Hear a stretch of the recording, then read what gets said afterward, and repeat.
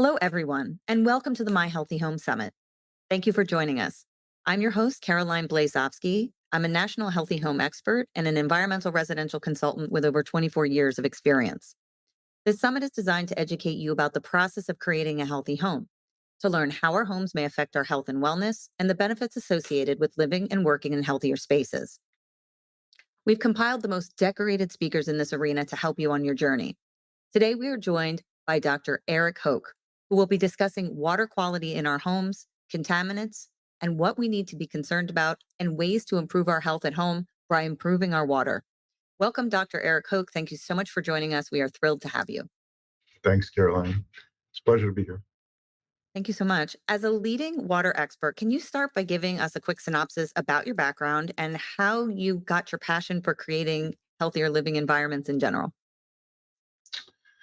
Yeah, so my background is I'm trained as an engineer, sort of chemical and environmental engineering degrees throughout, all the way through a PhD. And what first got me interested in drinking water, the environment, when I was a kid, I think I was about 9 or 10 years old. I got in a shower one morning and there was a odor, something that was sort of like sweet, organic, and I thought, that's interesting. I don't know where that's coming from. And I told my dad, and my dad was a scientist. He's a biologist and molecular biologist, so he knew a lot about chemistry. And he turned it on. He said, that's an organic solvent. That's like a toxic compound. Like you can't shower in the water anymore. And we had to, have bottled water for quite a while until we reported it to the city. Eventually, they came in, and we were on a groundwater well and not on like a city drinking water, line. And so they put in drinking water lines, and we had a septic tank, and they shut that down, and we got on the sewer system. So my neighborhood was one of the last neighborhoods in the area to be kind of modernized this way, with treated water piped in from the city and whatnot. So that obviously made me well aware of what can happen, with when you have contaminated water. We couldn't cook with water. We couldn't, bathe in it. We had to like bathe with like gallons of water from the grocery store. Right? As my dad was like, "You are not touching that water. Right? You can't brush your teeth. Nothing." So until it was fixed.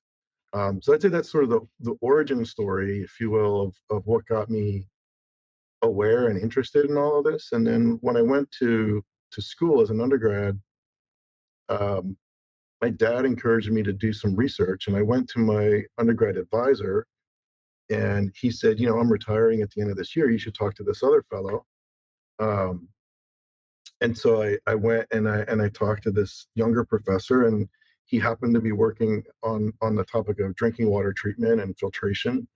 And he brought me into the lab, and I started doing research as an undergrad. And then from there, I went on to grad school, and everywhere I went, they're like, "Well, if you work with this guy, you should work with that person. If you work with that person, then you should do this." And it just all ended up turning into water treatment, and then membrane technologies. And so I do a lot of research now beyond water treatment, but I'd say for the first 20 years or so of my career, it was almost strictly water treatment. And where are you now in your career? So, what are you currently doing? So my day job, I guess, I'm a professor in engineering school at UCLA, and teach classes. I have 16 or so PhD students and postdocs in my lab doing research on various water treatment technology related things, and some other applications in energy and critical materials. But yeah, and I do a bit of consulting work, and I have started up over the years a number of companies that mainly end up going into the water industry, do kind of filtration products and sensing technologies and things like that. Amazing. And so we're talking about water today. Obviously, we're at a healthy home summit. And water is one of those things that when we're looking at homes, it actually sort of gets pushed to the back burner, right? It's strange that our bodies are largest, our skin's our largest bodily organ. Everything that comes in contact with our skin, water does all the time. But when homeowners are assessing their homes, water is sort of the last thing they always look at. So, what are the things that homeowners have to be aware of when we're looking at water in their homes as far as contamination and then the good, the bad, and the ugly when it comes to water? Yeah, well, you said something interesting there. So water is kind of the last thought. In fact, in like real estate transactions, at least in California, there is no requirement to test water in a home before you buy it. You're required to test the air. You're required to test for mold. You're required to inspect to ensure there's no asbestos, and various other things. Fireproofing and electrical, plumbing has to be properly done. But nobody takes a sample of water and sends it to a lab to figure out, is the drinking water coming out of the kitchen sink in this home safe to drink or not. So one of the main causes of contamination in your home, in your office building, your apartment building, wherever you live, wherever you work, your school, are old pipes that have lead and copper. And lead and copper leach out of the pipe wall and get into the water. And when you go take a sip from a water fountain at your school, you might see like a little kind of light blue, bluish, greenish kind of a like a coloration on the outlet for the water, and that's copper sulfate. And so that's an indication that you have copper piping in a building and it's corroding, and it's actually not safe. It's a copper is uh, a heavy metal. It's a toxic compound. Lead is another one that's been in the news in recent years in Washington D.C., in Flint, Michigan, Newark, New Jersey, and this is a result of uh, most times some change in water treatment and the water quality that causes the pipes to start to corrode and dissolve into the water. And these can have long lasting health effects on, especially for young children and babies. It can affect their brain development. It can lead to birth defects. So it's really something that is not desirable. And why is it, do you think, that now I'm in New Jersey, right? So we have a lot stricter water standards here. Why do you think there's such a diversity among the states that we don't have some sort of continuum for water quality? Well, so there are federal drinking water standards. We have what's called primary drinking water standards and secondary drinking water standards that are created by the US Environmental Protection Association, the EPA. And they say at a minimum, there's something about 185 uh, chemicals and compounds that are regulated. And they say your water has to meet these standards. Any state in the US has to meet these standards. Secondary standards are not for health related uh, contaminants, but for aesthetics and sort of protecting the pipes, right? So is the water corrosive? Is it colored? Does it smell bad? Does it, is it cloudy? Um, so those are the secondary standards. They're not going to kill you, not going to give you cancer, but they might make the water taste bad or look bad or corrode the pipes in your home or your office building or wherever. Um, and then each state has the right, must meet the federal standard, but they have the right to go stricter, meaning lowering the acceptable level for any given contaminant based on whatever science and policy reasons that they want to. Hmm. And so, do contaminants vary from state to state? Like, do we have to worry about things depending on our climate? I mean, obviously, we talk about arsenic, right? We talk about radon. These things can end up in the water or use the water as a vehicle to end up affecting us. So, are depending on our climate, does it change the contamination that we have to worry about? Very much so. Not climate actually does have a significant impact. Also, the geology. If your water comes from under the ground, uh, from a groundwater aquifer, it may be fresh, and so it's acceptable from the point of view of it's not salty like the ocean, right?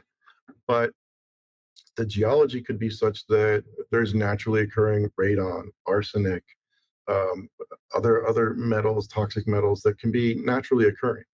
And so, that's the reason why we have to have drinking water treatment plants, and they're regulated and they have to treat to a certain standard, and to assure that the water that we're supplying as a public good is clean safe and healthy. So is the water safe and healthy is the question. And when homeowners want to test their water, where do they go to get the best analysis? And then explain a little bit about the analysis is only as good as the lab can test for, from my understanding. Yeah, well, I would say by and large in the US and in most of the developed, Western world, uh, drinking water is as safe as we can economically get it to be. But we did a study several years ago. There are thousands of known drinking water violations that have to be reported. So if I'm running a water treatment plant and I know that something has happened that's caused the water to go bad, I might issue a boil water alert or a don't drink the water alert to all of my customers as a utility. And then I'll say like, don't drink it for 48 hours. And then I have to write up a report and send it to the state and send it to the EPA so that they know that it happened and that it's been fixed. So events like that happen. And I mentioned before, Flint. What happened in Flint, they were running on Detroit city water, and they decided that they didn't want to pay that bill to Detroit, and they couldn't afford it. And so they switched to the Flint River. And the chemistry was such that while the city water had been coming in, and you have minerals in the water that are healthy, they're good for you, and they intentionally maintain them at a level that they're kind of attaching to the surface of the pipe. So it kind of forms a scale that protects the pipe. And then this other water source, the Flint River, was such that it was dissolving that scale. And then it started dissolving the lead. And that's when you started seeing all this colored, turbid water and the reports of the lead. And so that, and it's a fairly subtle change in the water chemistry that can result in these, I mean, disastrous, kind of events. Um, so mistakes happen. And so, people always ask me, well, what do I do to protect myself? And I say, have some kind of a filtration system, a pitcher with a filter in it, or a refrigerator with a filter in it. At the very least, it's a barrier, an extra barrier for protecting you, ensuring that the water you drink is clean and safe and healthy. Um, and all the way up to in my home, we have a pretty sophisticated system that goes all the way through reverse osmosis, which takes virtually everything out of the water.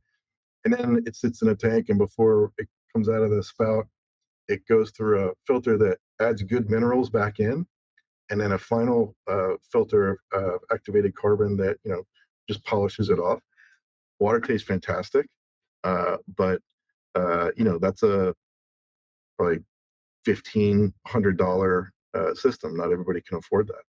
So So, what is your main reason for doing that personally in your home? Because obviously, like you and I mean, I'm assuming as well, I've tested water over the years, and there's so many different things that can be in water. And let's kind of talk about that a little bit without overwhelming people. But from characteristics of water, your pH, we've got arsenic, we've got lead, we have chlorination byproduct, which I kind of want you to talk about when chlorine sort of breaks down and what it leaves us with, which are, potential carcinogens.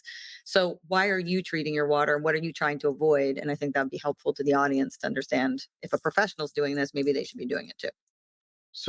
early in my career, you learn about things all around the world and how they do them differently. For example, in many of the European countries, they do not use chlorine to disinfect the drinking water. Chlorine is bleach, the same stuff that if you put it on a colored shirt, it'll turn it white and burn a hole in. It burns a hole in everything, including bacteria cells and virus particles and so on. So it's highly effective. But as you mentioned, it kills the bacteria, and then maybe there's some cell debris that more chlorine reacts with, and it causes these chlorinated organic compounds. Could be just naturally occurring organic matter, but these chlorinated organics are carcinogenic. Some of them are mutagenic, which means they cause birth defects. And even at extremely low levels, we talk about parts per billion, which is essentially like if you were driving across the country looking for diamonds over 3,000 miles, you were able to find one diamond, teeny tiny, Very right? small. So it's a needle in a haystack kind of a situation. They're at such low levels. So we have very sophisticated monitoring technologies and analytical devices that can measure this stuff, but not in real time. So you have to take a sample, put it in a special container that's not contaminated, seal it, send it to the lab. Lab puts that sample. They do a bunch of sample preparation techniques. Maybe they are concentrated up. Then it goes into really sophisticated instrumentation, gas chromatography, mass spectrometers, all this kind of stuff. And it comes out, and a week and a half later, you find out what was in the water a week and a half ago.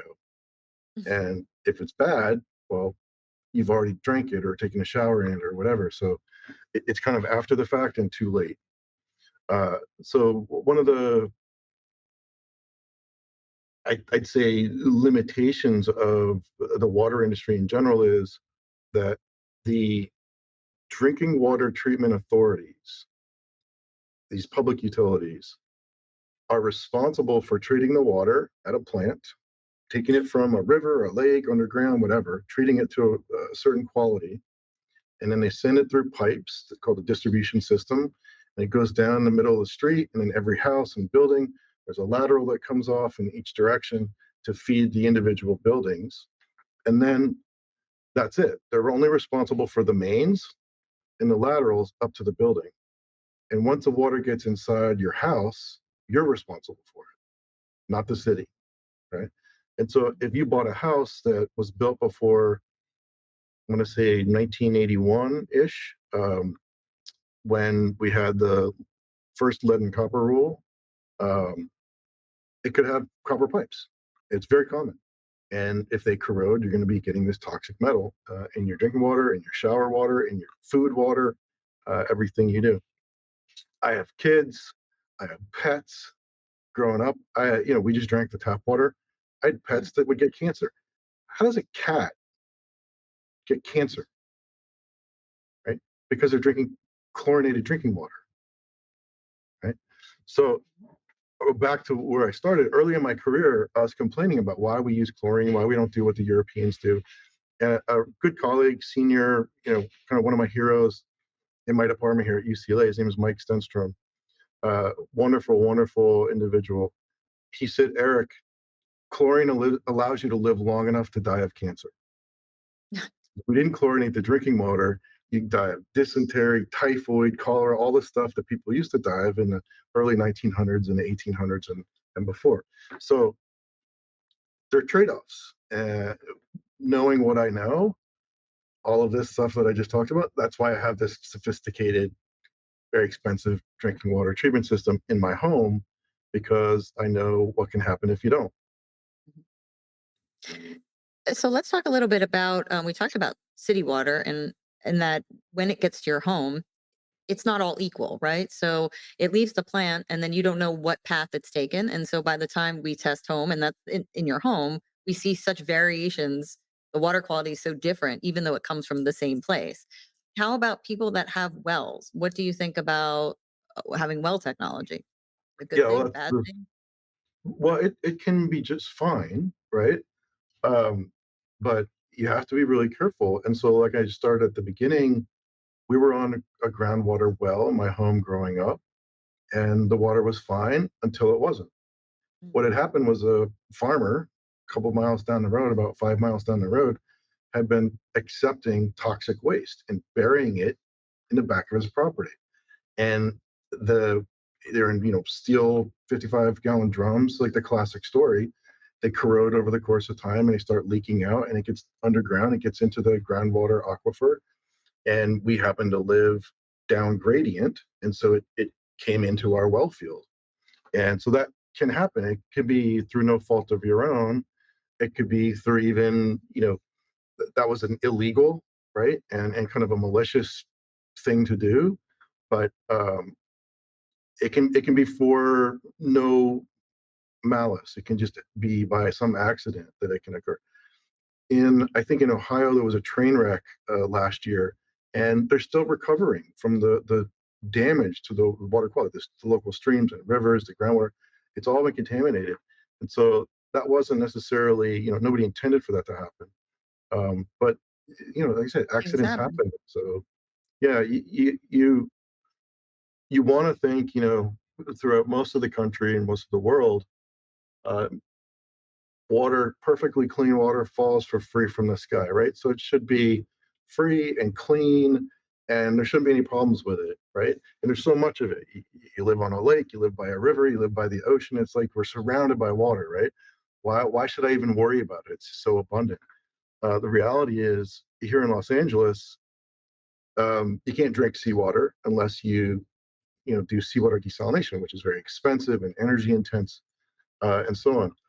Our local fresh surface and groundwater supplies, so rivers, lakes, reservoirs, underground water aquifers, are adequate in the city of Los Angeles to serve a population of about 800,000 people. In the city of LA, we have almost 4 million people now. So we have to import water from all around the state and the Colorado River at long distances and pump it up over mountain ranges so it can flow down into the city. And so we suffer from what's called water scarcity, right? We literally do not have enough water to live on a daily basis if any of these imported water sources were to get shut off somehow. We wouldn't be able to survive. And there are many cities like that around the world. And the contrast would be many cities, like in the Chicago, New York, DC. Your concern is not that you don't have enough water. Your concern is that you have too much water, right? You have rain and floods and hurricanes in the Gulf and all this kind of stuff. But people, most people don't realize how much our health and particularly over a lifetime can be affected by the water we drink, the water we shower and bathe in. Uh, Swimming pools, another great source of carcinogens because they're heavily chlorinated, and there's a lot of organic stuff that gets into the swimming pool, from your bathing suit degrading to our bodies and everything that's on them. Let's talk a little bit about PFAS because it's a hot topic right now. We talked a little bit. We had a few water quality experts at the summit, you being one of them. What's your feeling on it? How serious of an issue is it comparatively to other contaminants that we have? And these forever chemicals sort of ending up in the water, or what we call persistent organic pollutants, things that don't want to go away in a timely manner. This is probably, in terms of water, drinking water contamination, the biggest, most challenging problem that I've seen in my career. Um, we've solved most of the other basic problems, or they're already solved, or relatively easily solvable. The problem with these compounds is a couple of things. One, like you said, they call them forever chemicals because they don't degrade. Most organic chemicals, if you just let them sit for long enough, they go away. They degrade by geochemical reactions, microbiological reactions. Sunlight can degrade organic compounds if they're at the surface or in the surface water. So they have a certain sort of lifetime. But these fluorinated molecules and polymers, um, they're made in such a way intentionally to resist those kinds of degradation processes. And they were used for firefighting foams, the military firefighters, forest fires, everything. This stuff was dropped everywhere to put out fires. It's in the clothes that we wear. Anything that's waterproof has some form of, likely has some form of PFAS compound or uh, on it to as a sort of a, a non-wetting kind of a material.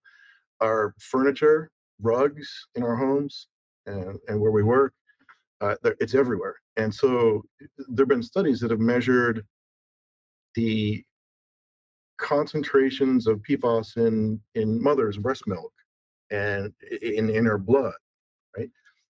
There was one about 2 years ago where they did a study and they took samples of rain that fell, collected it, didn't touch anything except the air, and in as remote locations as over Antarctica, where practically no one lives, there's no industry, there's nothing there. The levels of the five major PFAS compounds that they sampled for, the most commonly used ones, the levels in a rain droplet or above the World Health Organization's health limit for drinking water. So this is like there's nowhere safe to go. Right? It's in every water source, everywhere on the planet. It's in our blood already. If you have Teflon pans in your kitchen, get rid of them. Okay? It's made from these compounds, and it degrades. You get a scratch on a Teflon pan, you guarantee you've ingested some perfluorinated compound in your lifetime. And what else Oh, are they're on people kids' toys and baby bottles and like everything you can imagine. so hence why we need water treatment all the time, and everybody's going to need one. I mean, it sounds like it, right? I mean, and do let's bring it down to, do the water treatment systems work against these types of chemical compounds? Not as originally designed, but there are technologies that can be used to remove them down to, you know, part per trillion level. So essentially non-detectable and below what we believe to be the biologically active concentrations. But for example, I heard from a colleague in the industry in the state of California, they were going to lower the concentration, acceptable concentration for PFOS and PFOA. These are two of the more common ones, compounds, down to 1 part per trillion. But there was only one analytical laboratory in the state that could make that measurement. And they're by law, they're not allowed to create a monopoly. So they had to raise it up to 5 and 6 parts per trillion so that there could be 3 labs and it could be openly competed for the business. So it's an example of where the science, the medicine, the work that we do to try to understand the health effects or potential health effects of being exposed to these kinds of chemicals says it should be down here, but through non-scientific reasons, we have to raise the level up to a higher level than what we would prefer. The same is true for arsenic in the 90s. Should have been 3 parts per billion, but they set it at 10 because it was going to be too expensive for every water treatment plant in the US to retrofit to meet the 3 ppb standard. So, And explain to people who don't know what arsenic is, and how it ends up in our water. well, arsenic is a naturally occurring material and some geological formations. It's also mined and it's used in a lot of industrial processes. So there are places where it occurs naturally in groundwater, and there's places where it occurs in groundwater, surface water that serve as drinking water supplies because of industrial wastewaters that have been discharged and not fully treated. And so there can be a combination of reasons why it's there. It can cause problems with your kidneys. I think it's a suspected carcinogen. There are a number of known health effects associated with ingesting it through drinking water at, as I say, concentrations above 3 parts per billion. That was that, like one diamond uh, uh, crossing the whole country. So, yeah, I mean, there's a long history of these sort of negotiated or through some non-scientific legal policy situation that we set the levels where we think we can achieve treatment universally and that level of safety, but it may not be the safest that would be preferred. So And again, we see that a that's we why see you that put a a lot. filtration system in your home. We 'Cause you see a just lot don't. across the board, though. This is like a common thread, whether we're talking about indoor air quality issues, whether we're talking about building standards. We think we're protected way more than we are, and I think that's our job, is to express to the consumer. I mean, how protected do you really think the consumer is when it comes to water? I mean, honestly, when you take a step back, very well protected from all of the stuff that is in naturally occurring waters that is removed, right?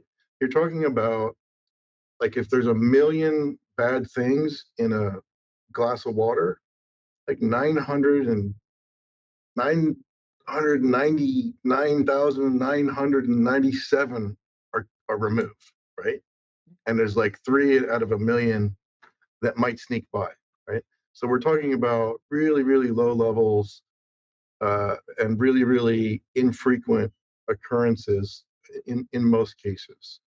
But the flip side of that is, you know, about every decade we discover some new form of contaminant that either we didn't know was in our water. We know it's toxic, but we just didn't know it was there because we couldn't measure it at the levels that it exists. And someone makes a new instrument and they can finally measure it. Or there was a compound, a chemical that was used as a co-solvent with trichloroethylene, which trichloroethylene or TCE was a solvent that was used by dry cleaners. Very good solvent, or take dirt, everything out of your clothes. Use them, smelling fresh. And then there's spills. It gets into drinking water. And there was a whole from the 80s and 90s. It was all about groundwater contamination because of TCE, PCE, these kind of compounds, perchloroethylene. Well, 1,4-dioxane was always present when you had TCE or PCE. We would actually, and 1,4-dioxane is it's non-volatile, it doesn't stick to anything, it's highly soluble. And so in order to figure out, TCE and PCE would settle down to the bottom of an aquifer, but 1,4-dioxane would just be all around it. So they would actually monitor for 1,4-dioxane as an indicator that you had TCE and PCE somewhere below and it was going to be slowly leaching out. And they thought it was non-toxic. And then 20 years go by and some new science comes out and they realize 1,4-dioxane is a very potent carcinogen. And they changed the risk factor by like an order of magnitude, like a factor of 10. So now all of a sudden it's a health concern and we know it's everywhere and we never removed it because we thought it was non-toxic. It was like this tracer, this inert tracer. Well, another very good colleague here at UCLA, Shaili Mahendra, in her PhD, she discovered an enzyme in a bacteria that can specifically degrade 1,4-dioxane. And now that's one of the approaches we use to get rid of it. But these things happen. Science evolves. What you couldn't measure 10 years ago, you can measure now. What didn't appear to be toxic 10 years ago, maybe all of a sudden, better science, better ways of measuring, correlating cause and effect relationships come about, and you have these new discoveries. And so you realize, there are generations of folks in the US that have been drinking 1,4-dioxane containing drinking water for decades. And why is cancer so common here as opposed to in remote island villages? Because we're consuming lots and lots of chemicals in the air and the water, through our skin, everything. Yeah. And let's talk about that a little bit. What are the side effects that people end up with? And we talk about cancer, but with contaminated drinking water, what are types of side effects you can see?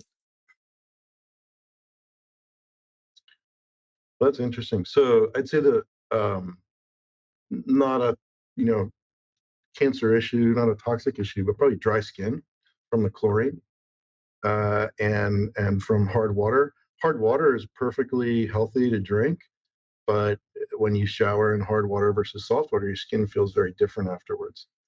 Soft water is water without minerals like calcium and magnesium in it, and it makes your skin feel kind of soft and silky. Hard water makes your skin feel kind of like dry. Uh, so people have come up now with shower heads that can essentially filter out some of these ions. And even if your whole house water doesn't need to be filtered, you can make it happen at the shower head. A lot of skin diseases from chemicals.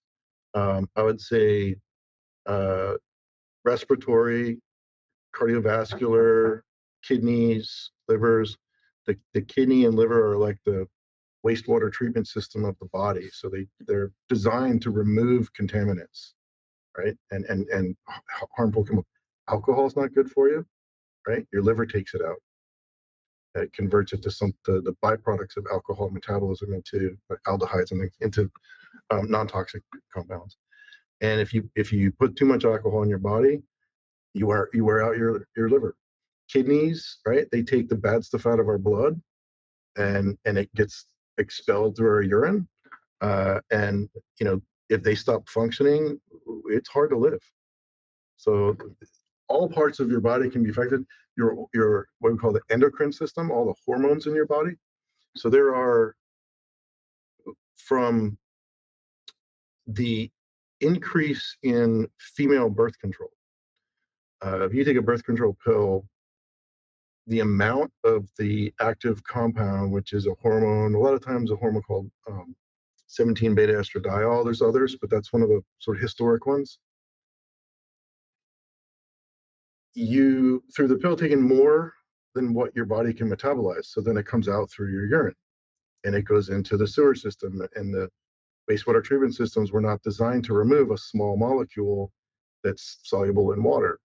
And so it gets discharged into a river. Like, let's say people living in New Orleans, getting water from the Mississippi River, uh, that water has probably passed through 6 or 7 sets of livers and kidneys by the time it gets down there, every drop.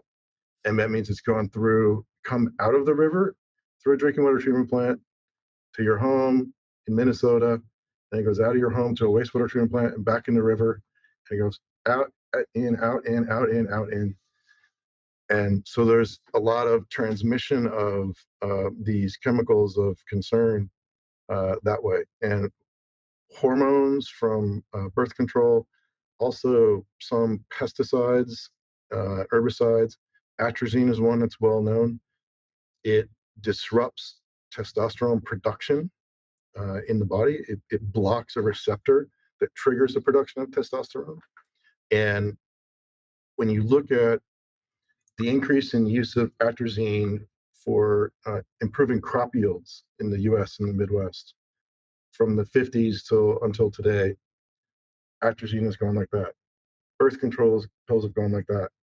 And what of the fertility rates for men in the US and in Western Europe? They've gone like this.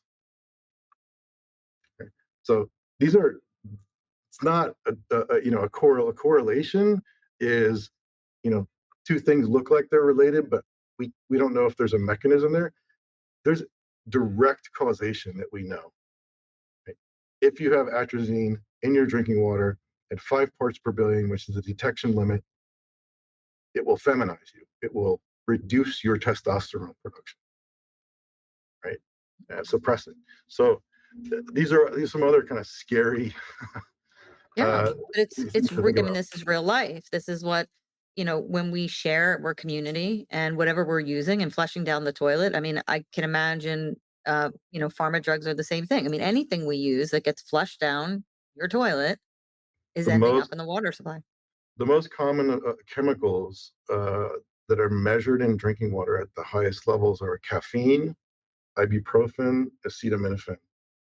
Right. So you drink beer at night, you drink coffee in the morning, you take a Tylenol or an Advil to kill the hangover, right? It's all related. So, how often should people be testing their water? So, you're talking about a homeowner. They need to be testing. What's your recommendation? Once a year, twice a year, every three I would years? say at least once a year, and there are kind of commercially available kits that you can buy that range from maybe $10, and they measure a certain number of parameters, and then you can go send. There's some companies out there that you can take a sample of water. You order a kit, fill a vial with water, send it to them. 2 weeks later, you get a report, and that's from an actual lab that can measure all 185 primary drinking water contaminants, and the very detailed analysis. The $10 one or $25 one, much less accurate, and it could be completely wrong. Right? You don't know because some of the stuff is, you know, it's so cheaply made that it's like a color indicator, and something turns from blue to green, and it says, okay, well that means you've got between 50 and 100 units of this chemical, but you don't know if it's 50 or 100 or 75. And it could be that that material, that indicator, was shipped and it was in the heat too long and the reactive component degraded And so you really have 200, but it's lost its reactivity and it says between 1500, right? So these things are not very accurate at the low price point. So if you really want to know, you got to send it to a real lab. And that can be, $300-400 easily, up to, 1,000 to $2,000, depending on how many contaminants you want to be measured.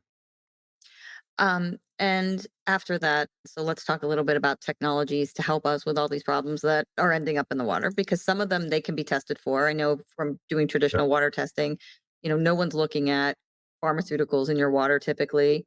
They do look at some pesticides, they do look at herbicides, depending on how much you spend for testing.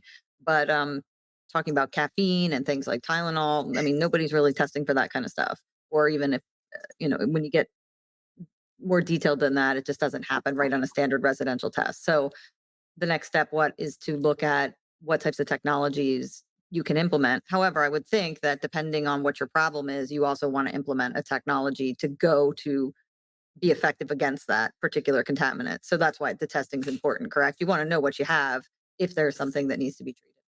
Yeah, just randomly choosing a filtration system doesn't guarantee that that system is going to remove the contaminant that you have in your water.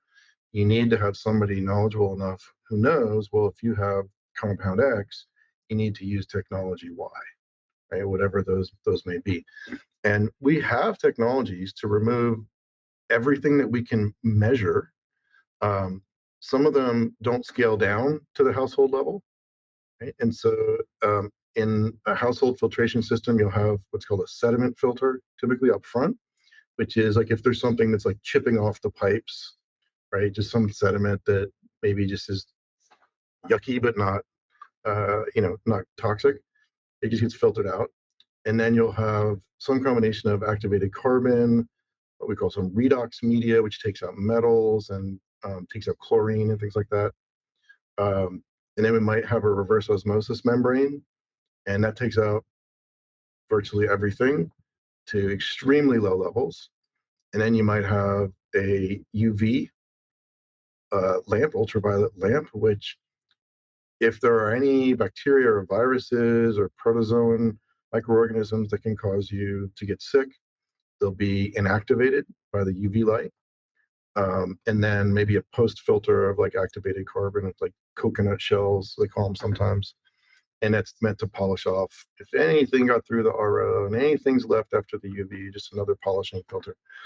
Those are like a five uh, filter system, they call it. Um, but not cheap. I mean, the minimum cost I've seen for something like that is, probably $400. Mhm. So, and like I said, mine is even more sophisticated than that and has more filtration passes than that. And it's much more expensive. But We had a that, client that that that's the best that you can do. And then the one challenge with installing a filtration system in your home is they're not smart. It's not like, your thermostat, which learns your patterns of behavior and adjusts the heating and cooling accordingly. We've got smart refrigerators, smart toasters, smart cars, smart thermostats, smart doorbells, everything. But we don't have smart water filtration systems. And so you don't know if the filter is working, and you don't know when it stops working. And that's a problem. Most of these things are based on timers or a number of clicks, and that's it, and not based on any measure of the actual water quality.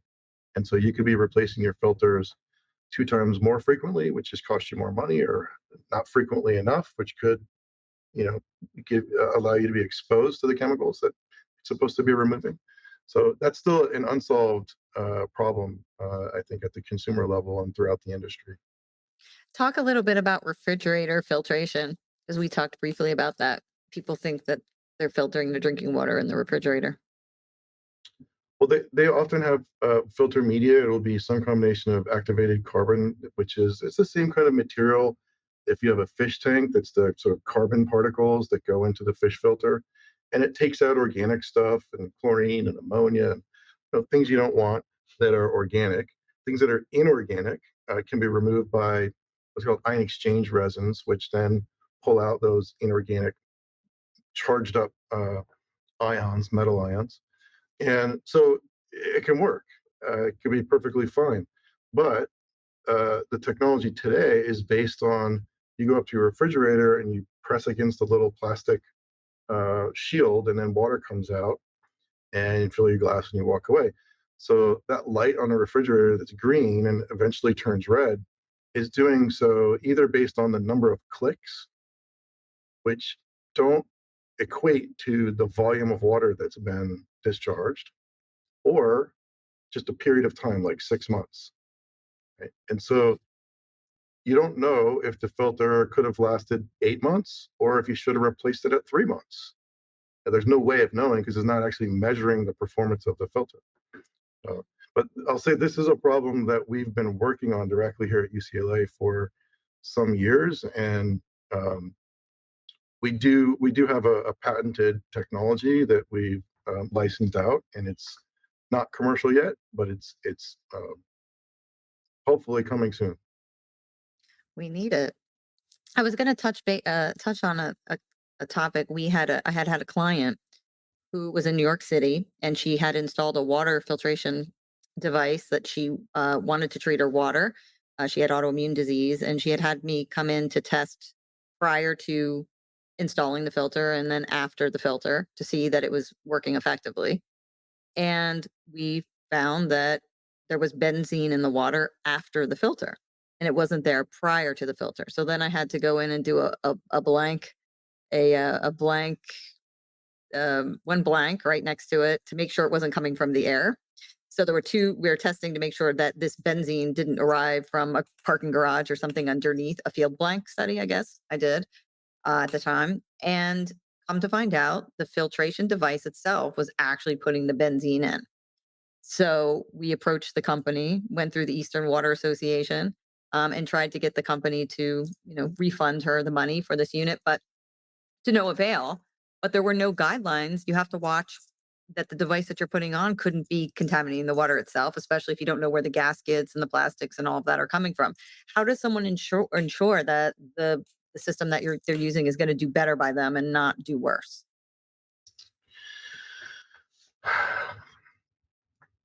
That's a challenge. You know, in at sort of the municipal, the utility scale, we use what's called a multiple barrier approach, so that there's a sequence of treatment uh, technologies or systems. We call it unit operations, and plants are designed such that if you're supposed to achieve, 10x reduction in a contaminant, you would have redundancy so that you're probably achieving 1,000x reduction on average. But you can have fluctuations in what's coming in. And so this multiple barrier approach, maybe one of the systems, isn't functioning properly one day, you still have a couple others in there that can do the job. And so I would say that multiple barrier approach is one way to go. Um, you know, a periodic water testing, not a bad idea if you can afford it. Um, in major cities, if you submit a complaint about, I don't like the way my water tastes, or I don't trust that it's clean, the utilities have programs where they'll send a worker out to your home or Mm. office or wherever. They'll take water samples, they'll send them, they'll do labs, and then they'll confirm whether you have safe water or not, and then what to do about it. They're not going to put a filtration system in your home because they can't be responsible for maintaining it, right? They're only responsible up to your water main that all the water just comes into your house at. But they do provide some services like that. I know about programs like that here in Los Angeles and other major cities. In smaller, more rural places, I doubt those kind of services exist. And so again, it's about treatment and testing. Yeah. Homeowners have to take the initiative. I think that's the big takeaway here is that you are the one that's are going to protect your family and your home.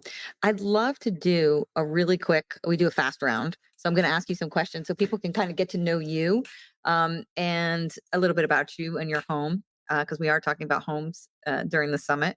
So, what is your favorite room in your house?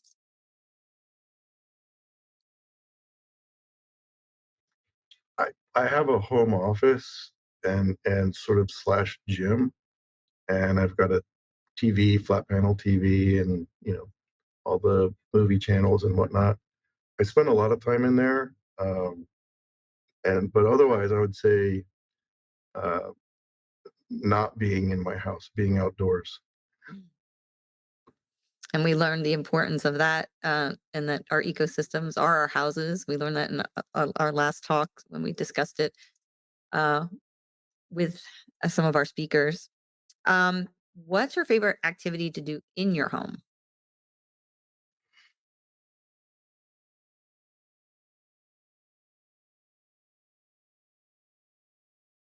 Well, I started taking drum lessons not too long ago. So when I'm stuck and there's nothing to do, and I have some time to kill, I've been enjoying that a lot lately. That's amazing. If someone is watching this program and seeing our talk and they immediately say, "Oh my gosh, I'm so concerned about my water." Obviously, we all need treatment. That's the way I'm leaning towards this conversation is that, whether it's an accident, whether it's a naturally occurring problem, what can someone do immediately that's cost effective that they can start improving their water quality?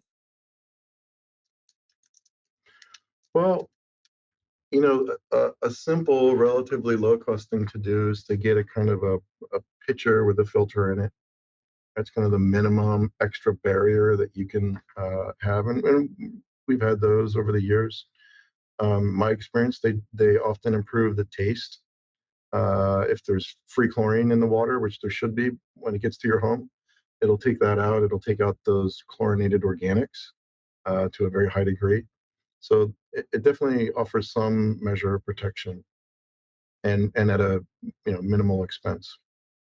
Amazing. And where can people find more about you, about the work that you're doing, and then also resources that you recommend that you think are science based that can, if people are interested in learning more about improving water quality or what's in their water, they can go to? So for me, if you just Google my name, Eric Hook, UCLA, then it pulls up a bunch of websites that uh, are associated with me and UCLA. Resources that are available, the major organization in the US that organizes the drinking water industry is called the American Waterworks Association. And they have tremendous resources available on their website, um, many of which are free to download for teachers, for homeowners. And they develop like curricular materials for teachers to integrate into science classes from elementary school all the way through high school. They have educational videos, other things. There are some other organizations like that. The Water Environment Federation, which is a little bit more on the wastewater side, but um, still relevant. And then there's another one called the Water Reuse Foundation. Those are sort of national organizations. And then your local water utility should, at a minimum, send you an annual report in your by mail. But most of them now have websites, and you can download a lot of information about your drinking water. And then the last thing, the potential resource, there are a number of nonprofit organizations that collect information, analyze it from federal sources, from state sources. And so you can punch in your zip code and you can get pretty much what the water quality is in your zip code. Um, and that's a good level of information, but still doesn't tell you about the quality of water coming out of your kitchen sink or your bathroom shower. Right? So there's still that level which is not accessible in any, to my knowledge, in any public forum. And then one more question. What is something in your home from an environmental standpoint that you know needs to be addressed that you haven't addressed as of this conversation today?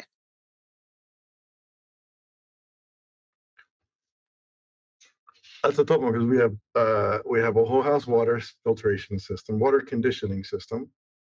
We have solar. We have solar hot water. We have uh,